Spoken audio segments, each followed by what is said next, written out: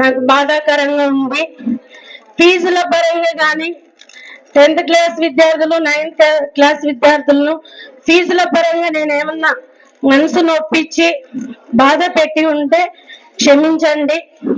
10వ తరగతి విద్యార్థులు 9వ తరగతి విద్యార్థులకు అందరికీ చెప్తున్నా, పేరెంట్స్ చాలా మంది కష్టం చేసి మిమ్మల్ని చదివిస్తున్నారు. నేను చాలా సార్లు చెప్పిన, వాళ్ళు కట్టిన దానికి మీరు ఏం బహుమతి ఇస్తున్నారో ఒకసారి ఆలోచించుకోండి. సెల్లు ఇంపార్టెంట్ కాదు, టీవీలు ఇంపార్టెంట్ కాదు, ఫ్రెండ్స్ ఇంపార్టెంట్ కాదు, సినిమాలు ఇంపార్టెంట్ కాదు. అవన్నీ తాత్కాలికము, అవన్నీ జస్ట్ ఎంటర్టైన్మెంట్.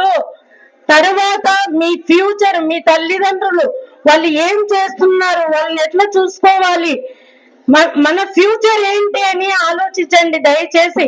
10th 9th విద్యార్థులు ఇక్కడ ఉన్నారు, మీకు నా హంబుల్ రిక్వెస్ట్, ప్లీజ్ దయచేసి సెల్లులు అవాయిడ్ చేసి బాగా చదువుకొని మంచి మార్క్స్ తెచ్చుకొని సమాజానికి ఉపయోగపడే విధంగా విద్యార్థులు తయారు కావాలని, మా దశగిరి సార్ లాగా ఎదిగి తల్లిదండ్రులకు అంత మంచి పేరు తీసుకొని రావాలని ఈరోజు మా అత్తగారు ఉన్నారు ఇక్కడ.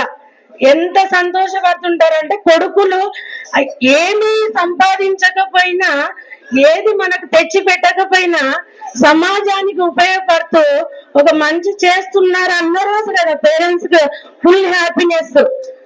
అట్లా తయారు కావాలి విద్యార్థులు, అది కోరుకోవాలి.